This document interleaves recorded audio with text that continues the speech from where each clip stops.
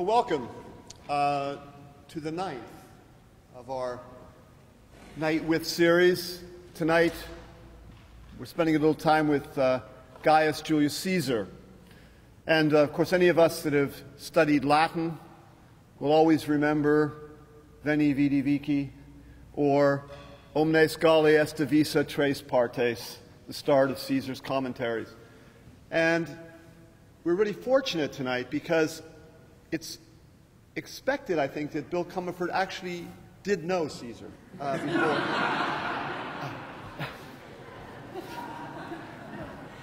Oh, I'm glad he's back there. So perhaps we'll have a very close rendition of him tonight. I want to thank you all for coming out, and I want to thank you for the support the past 3 years in the Night With series. And it's my fondest hope that next year we'll have 3 more of these, with the faculty having an opportunity to sort of strut their stuff, so to speak. So this is the end of our season, and we really thank you for all your support.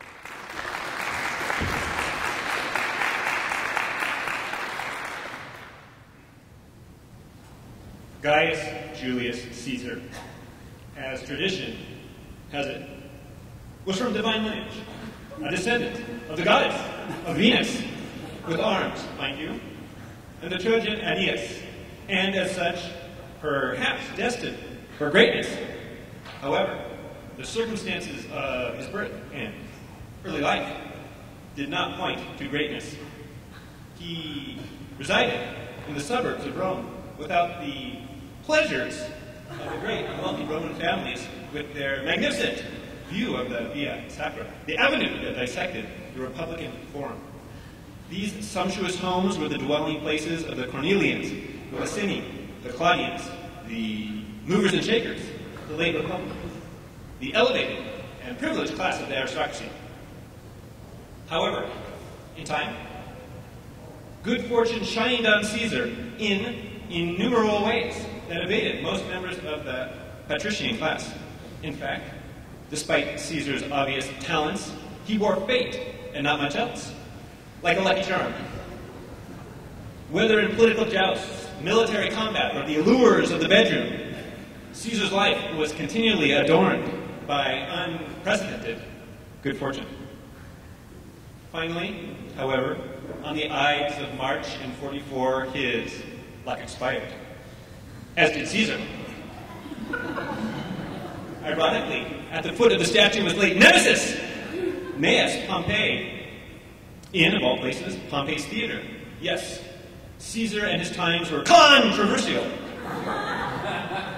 His many complexities and those surrounding the demise of the Republic haunt and divide historians to this day.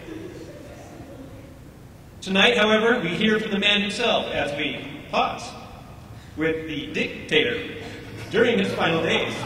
What follows is Caesar's ruminations about his life, including his celebrated good fortune, popularity with the troops, his place among the great first men of Rome, the romantic and political liaison with Cleopatra, and the suspicion and enmity he aroused within the staunch defenders of the Republic, most notably the famed orator and senator Marcus Tiberius Cicero. Yes, Caesar will relate his story. However, a few select voices of his age and acquaintance will be heard, giving us pause, and perhaps creating some additional confusion to reflect further on the man many believe to be the greatest and most complex personality of antiquity. We now see Caesar, shortly before his death, about which he seems uncannily aware as he addresses us above and beyond the grave.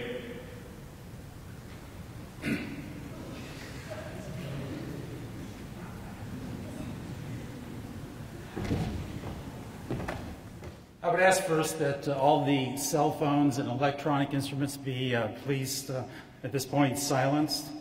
I would like to greet everyone. Hail, those who are about to live again, salute you.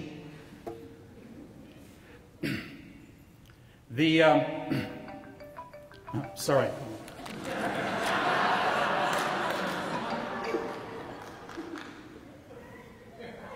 It's a woman. I have to take this. Hello. Lydia? Well, how are you? Where's your husband? He's at the Senate. And how long will he be there? Until this evening? Excellent, excellent. I'll see you this evening then, right? Good. Calpurnia? No, Calpurnia is down in the south. She's visiting relatives. Don't worry about her. Cleo's in my place across the river.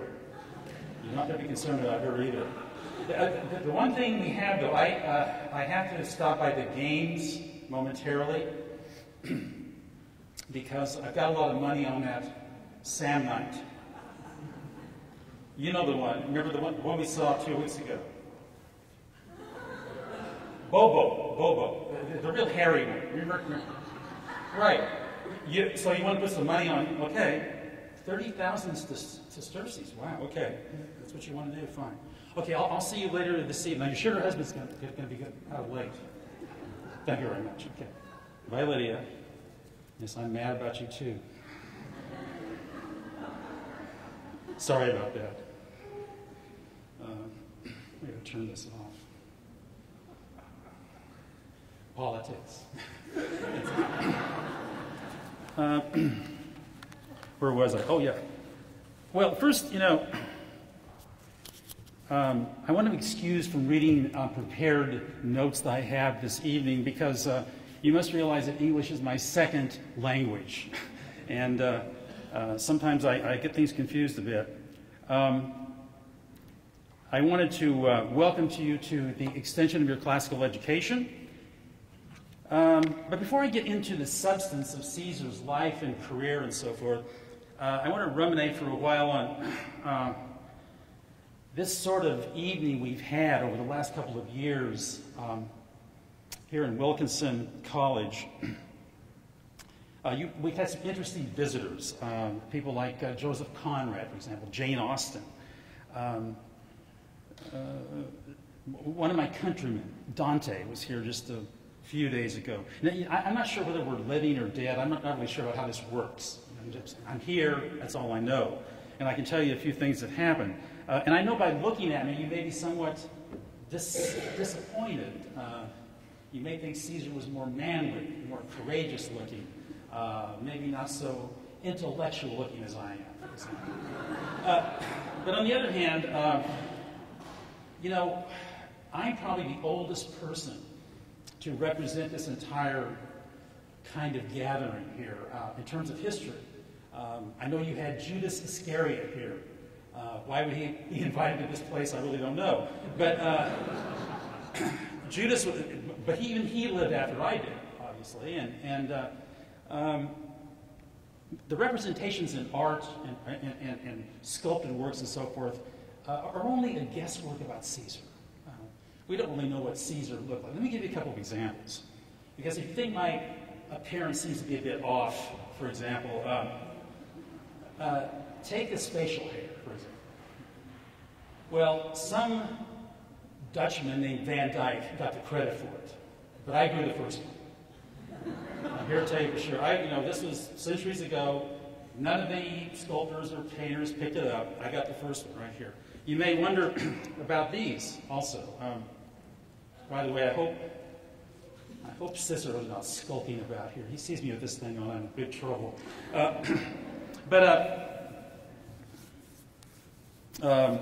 These things, your eyes get bad after 2,000 years. And so, you need a little bit of assistance in that regard. You may also wonder about this earring I have. If you've read your histories of Caesar, you realize that Caesar, in his young years, was captured by a bunch of pirates out of the Mediterranean. He was held hostage for a period of time. So I picked up this nasty little habit from those guys. I got this little earring. And they held me for ransom. I promised them I would bring the money to them and so forth, which I did. But I also promised them that when I returned, I would crucify every single one of them. And I did. Mercifully, however, before they were actually crucified, I slit their throats. So that reduced somewhat the agony. I shouldn't really mention crucifixion in a place like this, but anyway, it's in bad taste, I realize that, but I had to tell that part of the story. So that should fill you in a bit on my appearance. To move on to more serious issues, however, I want to sort of remind those of you here who may not recall directly what happened. We find ourselves in a period of history here where I was placed in a very compromised situation of laying down my pro-consulship in the region of Gaul. If I were to enter Italy as a private citizen, I would have been placed under arrest because of various laws that were imposed against me by the Senate. I would be illegal. But at what point in my life, you see, can I make a change? Can I be a private citizen again? I've had too much that I've accomplished. Had so much more that I want to accomplish. I remember, I was passing through a small alpine village after one of my victories in Gaul. And I muttered to myself, I would rather be the first man in this miserable little village than the second man in Rome. There's only one first man in Rome. Finally, at the Rubicon, the boundary, of course, that separates Gaul from Italy, that small little river, a stream actually, I said, let the dice fly, and made my momentous decision. But fortune has always shined upon me. Many times I faced imminent defeat and bounced back. And wouldn't you know it, I was to be able to prosper for another 5 years after this. Until, of course, ultimately I had to take my fate with the Ides of March. Now, as you'll no doubt know, and I'm sure that this crazy announcer we had earlier mentioned to you, that I come from a very, very rich lineage. My family is among the most ancient, the Julian clan, and I am descended from the goddess Venus. They're also one of my ancestors, the Trojan Aeneas, of course. This is the most revered, the most honored of all the families of Rome.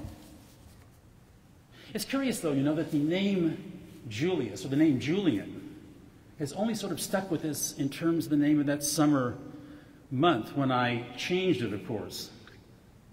And it's funny what you English-speaking people do with things from antiquity.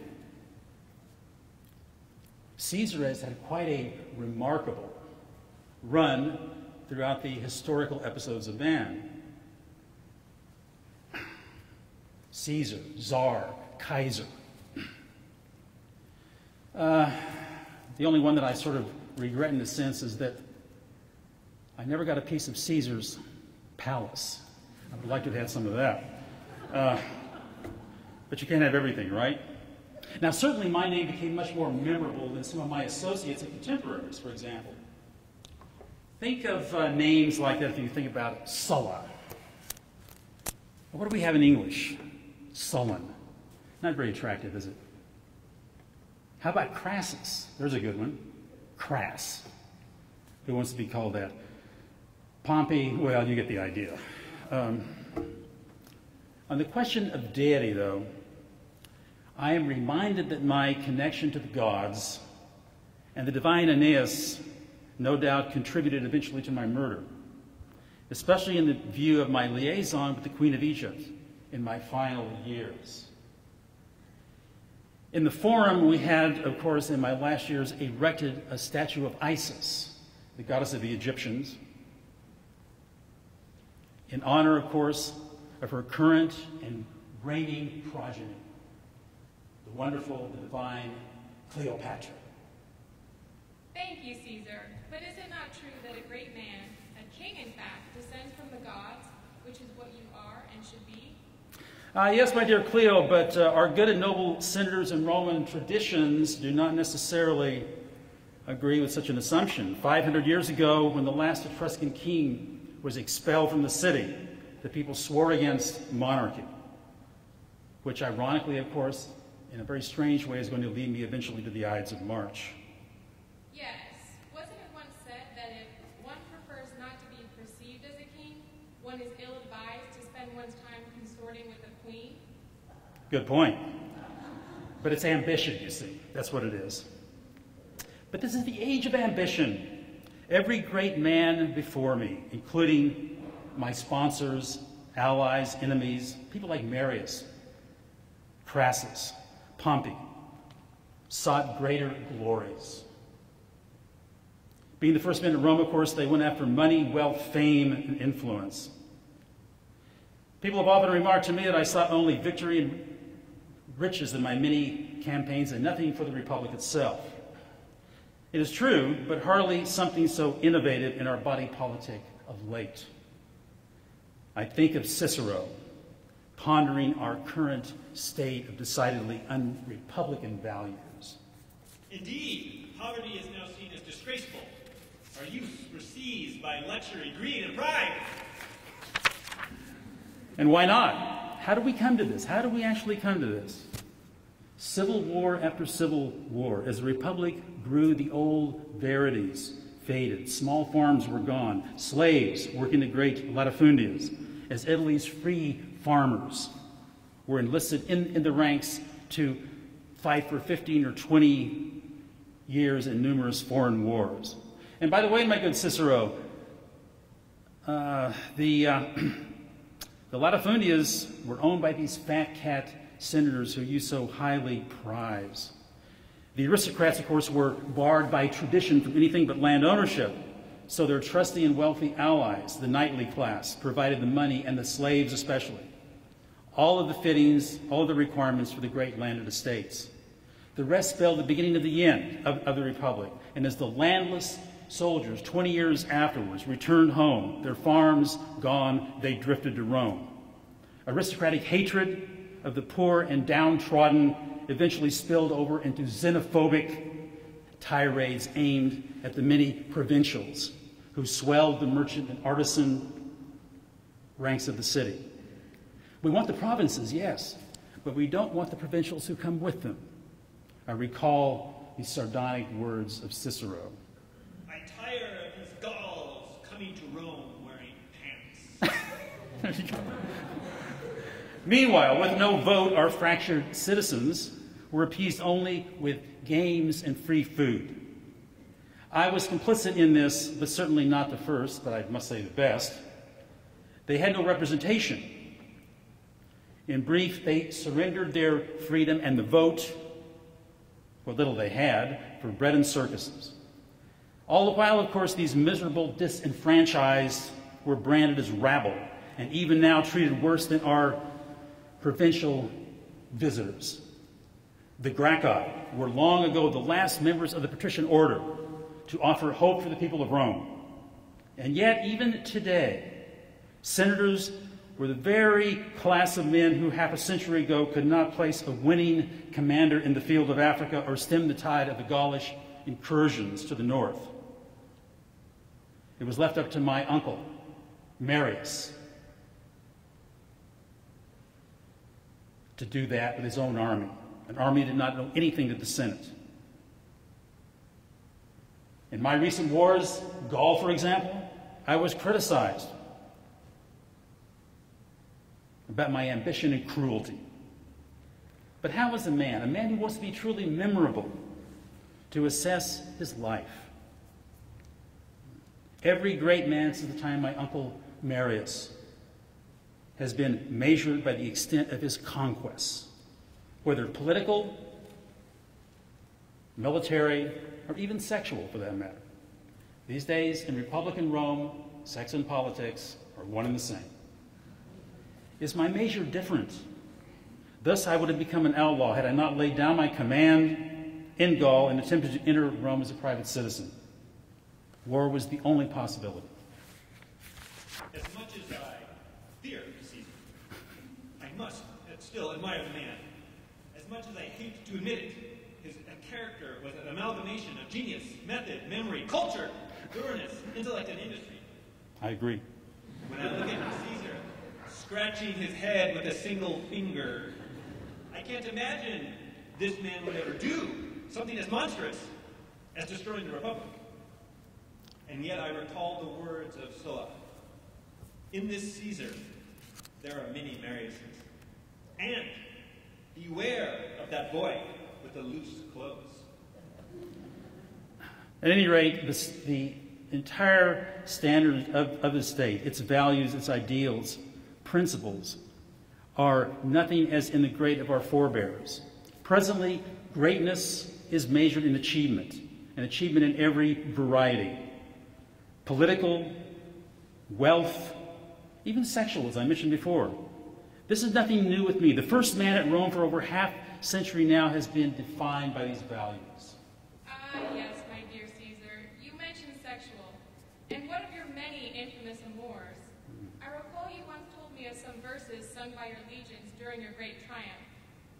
Men of Rome, lock up your wives. We bring you the bald adulterer. The gold you loaned him here in Rome, he wasted on the whores of Gaul. Well, it's true. I can't deny that. But you've got to remember that one definition of a great man and a great diplomat is one who lies abroad for his country. Certainly, Cleo, you must realize, though, that you were very different. Yes, it was later remarked by the historian Suetonius that while Caesar had a affair with queens, with me, he would have sailed to Ethiopia if his army had not refused to follow him. But I wonder, was I different because I held Egypt, the richest province of the realm, but still an independent kingdom? Independent by what agency? As memory serves, my army was at your disposal in Egypt. In your bitter contest with your brother, Ptolemy, or should I say husband, or should I say brother? You see, the Ptolemies believed in that old adage, incest is a game the whole family can play. Well, at any rate, you are different in ways that I can really not relate here openly to our good people in a sensitive and discreet way. In our times, though, personal lives are inseparable from political ones. Many women I knew were well connected, like the one on the phone a while ago, for example. By the way, you can reach me on bundleofrods.com. Facebook. These phones are great, by the way. I digress a moment or two. The phones are great, except for the phone app itself. It's those damn Roman numerals. Difficult. The prostitution of the state system is well known and equally well practiced in every aspect. However, Crassus' immense wealth, it was actually at my use, as my military and personal renown were useful to him. As the republic became nothing, the army became everything. Without my men at arms, you see, the state falls into a great sinkhole. But those who compare me to the infamous Sulla are wrong. Sulla was not only stupid in denying himself ultimate authority and power, but his goals were archaic. He was trying to wind back the clock. There was and is no restoration of the Republic. It has vanished. The Republic is nothing, merely a name without body or shape. 100 years ago, we destroyed Carthage, just as our commercial interest took us to the east, deepening elitist and foreign connections with the rich knights and the perversions of Hellenistic existence. The upper classes, knights as well as the aristocratic order itself, took on the trappings of Greek existence, further distancing senatorial rule from the interests of the popular class of Rome. All had changed from the days of our immortal hero from the past, Cincinnatus. Because now the patricians were a fat landowning tyranny, consolidating lands, disenfranchising the free farmers of the state, who swelled the city's proletariat, who turned to the only aristocrats that were sensitive to the popular needs. the military men with the means to offer them a livelihood. I destroy the Republic? The Senate's darling, the infamous Sulla, marched his legions right into the city of Rome against every revered tradition of our history. How dare Cato and Cicero and the rest claim I am the Republic's reaper? Just think of Sulla's list of men he robbed and killed, his dismantling of the tribuneship and the popular assemblies, and then disdain me for sacrificing the prerogatives of the so-called free people of Rome. Recognizing this as a fact, you see, has enabled me to effect reconciliation and peace with my former adversaries. Whereas Sulla wrote lists of those to be murdered and their possessions to be confiscated and lands divided amongst a swollen Senate, but I have no wish for revenge or retribution, so long as my former enemies recognize my position and status. No, this is a new way of conquest. We will grow strong through pity and generosity. But Caesar is not always the same at the end of civil wars. But the victor needs to humor those who have helped him win. I fear, unfortunately, that the fruit of too much liberty is slavery. Therefore, it is to you, Caesar, to set the courts of law on foot, the growth of population fostered. All that has become disintegrated and dissipated must be knit together through stringent regulation. My rule is different. I call upon my administrators, even my slaves and freedmen, and most especially my military personnel. There is no place now for the old order. The state is dressed up in the usual form of Senate resolutions, but all this should be seen as a facade. A new order has emerged. It is indeed like deja vu all over again. Letters are brought to me from the monarchs at the other end of the earth, thanking me for my motion to give them royal title. But I was unaware of their very existence, let alone of their elevation to royalty. Again, this means one-man rule, a prospect that goes against every sacred Roman tradition, since we ejected the despised Etruscan monarchs nearly 500 years ago. These trappings of monarchy, I hate the queen. Cleopatra's insolence when living in Caesar's house, I cannot recall without needing a mention. And in Caesar, are we talking about a general of the Roman people or about Hannibal? He claims he is doing all of this to protect his dignity. How can there be any dignity when there's no honesty? How can Caesar have such gall? I have gall in 3 parts. And the cost in human lives? For the sake of imperial control? Conquest is easy, control is not. A veritable kingdom created in Gaul, forcing the Senate to bring charges as you were increasingly seen as not only a usurper of the Republic, but now, in effect, a foreign sovereign poised to lay waste to Italy. And now, you have proclaimed yourself not just a dictator, but a perpetual dictator. In fact, a king, and not in name, but surely in fact.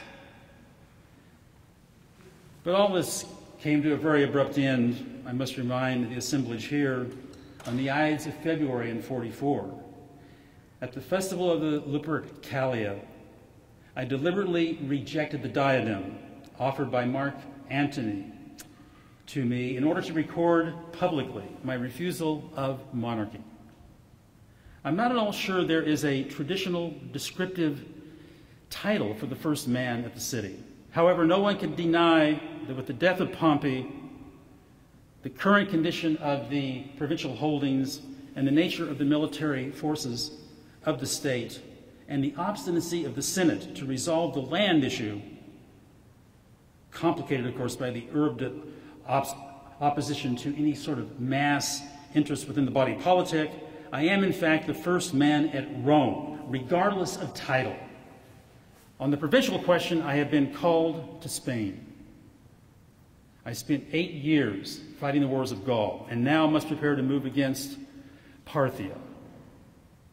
But as I was wrapping up plans for the expedition against the Parthians to avenge the death of Crassus and to reestablish Roman rule in that province, I was summoned by Decimus Brutus, to the Senate chambers, ironically, of course, meeting at Pompey's theater.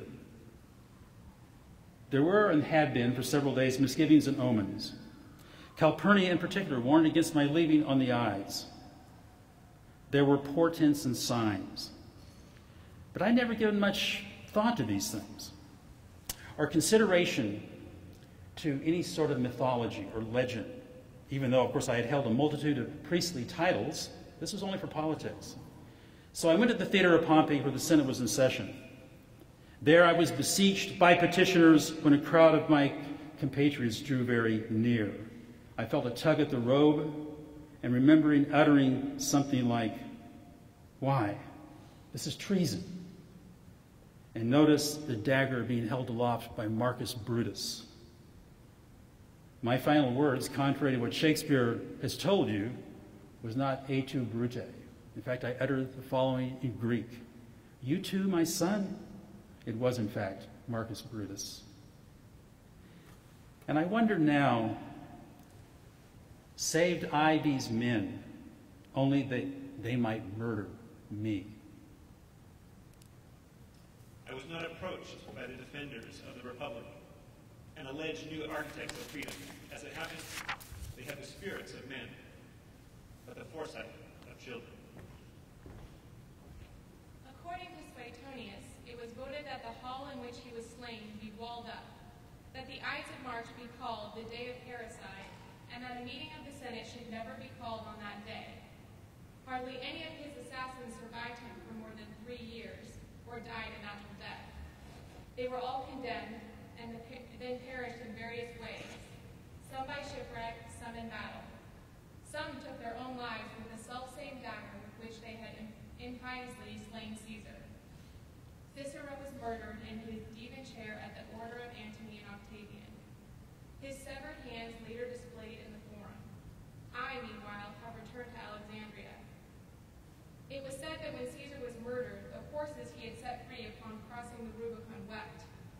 Some days later, Caesar's grandnephew Octavian observed a comet, the soul of Caesar, streaking across the heavens.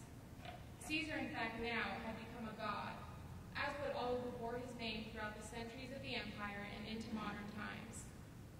This supposed republic resurrection quickly turned into chaos, especially when revealed that Caesar had bequeathed a portion of his wealth to the citizens of the city. His body was taken to the Forum for cremation.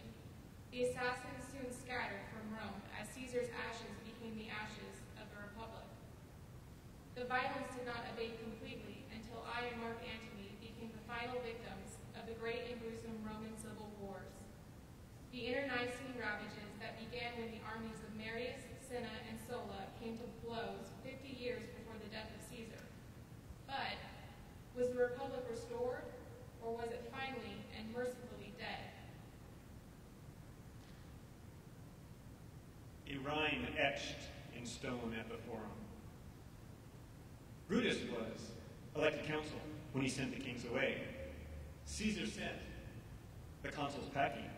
Caesar is our king today. Tom Holland, in his book entitled Rubicon, writes, quote, "In the beginning there had been kings, and the last king had been a tyrant, and a man named Brutus had expelled him from the city and set up the consulship and all the institutions of a free republic. And now, 465 years later, another Brutus, his descendant, had struck down a second tyrant. Holding his blood-stained dagger proudly aloft, he headed to the Forum. There, in the people's meeting place, he proclaimed the glad news. Caesar was dead. Liberty was restored. The republic was saved. But what was the republic now? Stillness hung over the city, and no answer could be discerned." End quote. Perhaps the sardonic epitaph attributed to Marcus Cato by the historian Suetonius sums up Gaius Baltar Julius Caesar best when he observed that he, quote, "was the only man who undertook to overthrow the state when sober."